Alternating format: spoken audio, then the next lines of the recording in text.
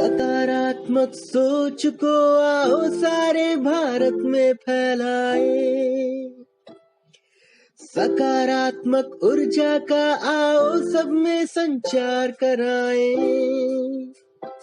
सर्वे भवन्तु सुखिनः, सर्वे सन्तु निरामया, सर्वे भद्राणि पश्यन्तु कश्चित् मा दुख भाग भवेत्। 26 अगस्त महिला समानता दिवस के अवसर पर पटना परिक्रमा के दरमियान आरजेएस-पीबीएच के प्रेरणा स्रोत श्री रामजग सिंह जी ने क्या कुछ कहा बच्चों और महिलाओं को लेकर, आइए जानते हैं। इसमें लोगों का जो मुख्य ध्यान है बढ़ता जा रहा है, चूँकि हम पर बाजारवाद हावी होता जा रहा है, इसलिए पहले हमें अपने संस्कारों को सुधारना होगा। और कौन सुधारेगा? बड़े लोग, जो प्रौढ़ हैं, जो अच्छे सोच वाले लोग हैं, वो इसके लिए का अगुवाई करें, वो आगे आवें और अपनी पीढ़ी को सुधारने के लिए अपने सुविचारों को लोगों के अंदर प्रेरित करें, उनके साथ रहें, उनको समझाएं बचपन से ही। बचपन में का मुख्य साथी उसकी माँ होती है और माँ से कोई और नज़दीकी नहीं हो पाता है। माँ बहुत ही उसकी, इसीलिए उसको जननी कहा गया है। जन्म देती है इसलिए वो जननी है।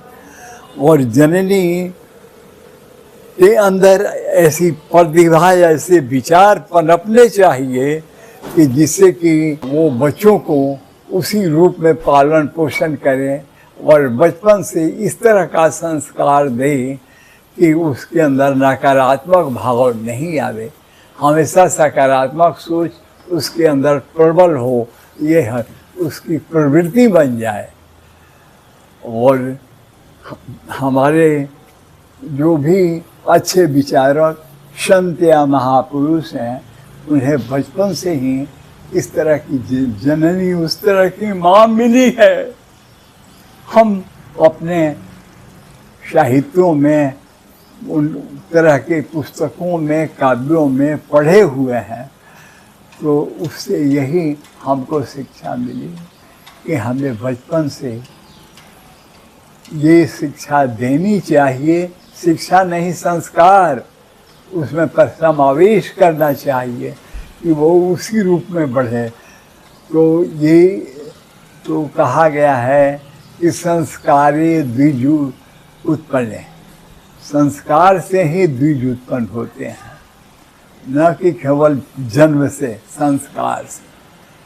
तो संस्कार यही है कि हम इन विचारों को उसके अंदर संप्रेषित करें, उसके अंदर इसका बीजारोपण करें कि जो भी कल चल करके बड़ा वृक्ष बने और इससे जन कल्याण की भावना वो भी और हो।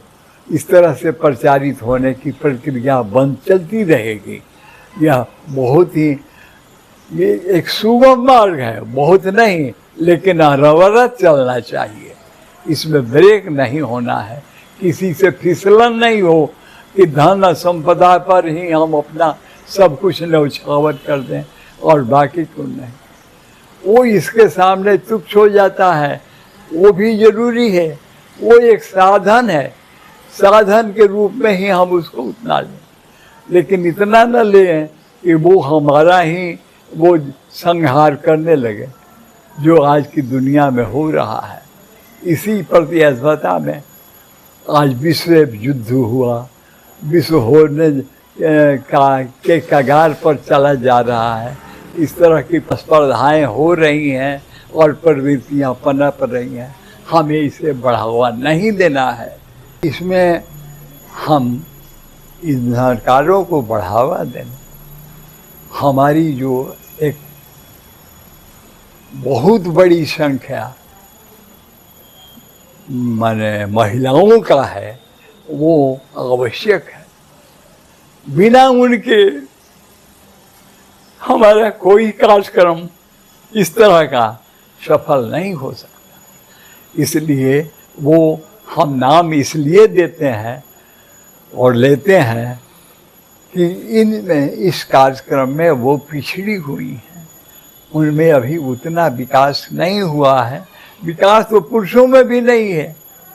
वो संपत्ति और धन का इस तरह का लोभ जागृत हो गया है कि इसके सामने इसकी चमक कम हो रही है। ऐसा नहीं होना चाहिए। ये हमारे मन में धारणा बननी चाहिए। इसलिए उसको बढ़ावा न दे करके हम अपने संस्कारों को बढ़ावा दें, तभी जन कल्याण और विश्व शांति होगा। नहीं तो विश्व शांति एक स्वप्न भी रह जाएगा, साकार रूप नहीं ले सकेगा। तो इस माने में संस्कार जो कहा गया है, यह तो एक विशद शब्द है। इस संस्कार में बहुत सी चीज़ें हैं। उसमें रहन सहन से लेकर के विचार और कार्य तक हैं। विचार तो बीज के रूप में है, लेकिन जब कार्य रूप में उसको परिणत करेंगे तभी वो सकारात्मक हुआ। सकारात्मक तभी हो सकता है केवल विचारों से नहीं, वो आकार ले तभी। इसलिए सकारात्मक सोच कोई साधारण वो ये कार्य नहीं है। तो महिलाओं का योगदान अगर कहिए तो बहुत ही पुरुषों से ज़्यादा प्रमुख है। मैं तो कहूँगा अगर नारी शक्ति प्रबल हो जाए तो और संस्कार उनका सुसंस्कृत हो तो जन कल्याण होना निश्चित है। लेकिन केवल पुरुष नहीं कर सकता है। पुरुष के अंदर बहुत सी प्रवृत्तियाँ, उसके अंदर मोह माया, ये तो सबके अंदर है। गर्व घमंड, ये सब जो कुछ दुष्प्रवृत्तियाँ हैं ये पनप लेती है और उसकी लिप्सा नहीं जाती है।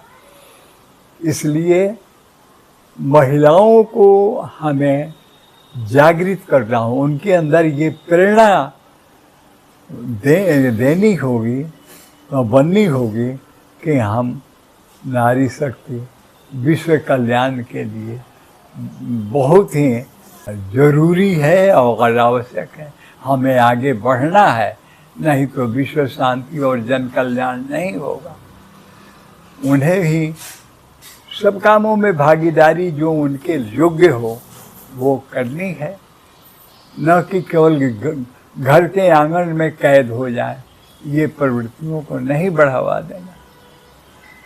वो अपने को सक्रिय रखें, कहीं भी रहें, वो निष्क्रिय नहीं हो। केवल वो घर का खिलौना बन करके और नहीं केवल रूप का अपना वो बाजारबाद बना दें, यह प्रवृत्ति अच्छी नहीं है। इसलिए आज हम सिनेमा में या इस तरह के में क्या देखते हैं, उसमें जो एक्टिंग होता है उसकी प्रधानता गौण हो जाती है और रूपों पर ही ज़्यादा लोगों का ध्यान चला जाता है। इसलिए जो एक उनके अंदर एक कला की जो प्रवृत्ति है, नाचने का जो एक कला है, इसके अंदर क्या क्या खूबियाँ हैं, क्या नहीं हो सकता है।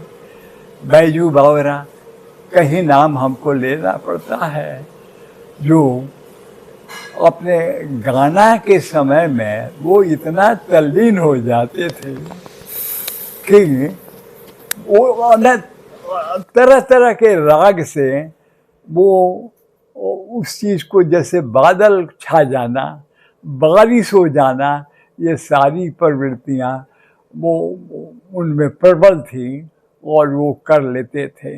बैजू बावरा का नाम इसीलिए है। वो बैजू बहुत असाधारण आदमी, लेकिन उसके अंदर ये प्रवृत्ति डेवलप की कि हम कितने डेप्थ तक, कितने ये में, तो वो अपने राग को बहुत तरह से ये करता था।